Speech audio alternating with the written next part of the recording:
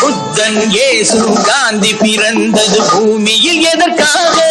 தோழா ஏழை நமக்காக. கங்கை யமுனை காவிரி வைகை ஓடுவதற்காக? நாளும் உழைத்த தாகம் எடுத்த தோழர்கள் நமக்காக.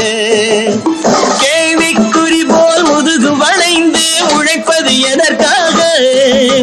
மானம் ஒன்றே பெரிதென எண்ணி பிழைக்கும் நமக்காக. புத்தன் இயேசு காந்தி பிறந்தது பூமியில் எதற்காக? தோழா ஏழை நமக்காக.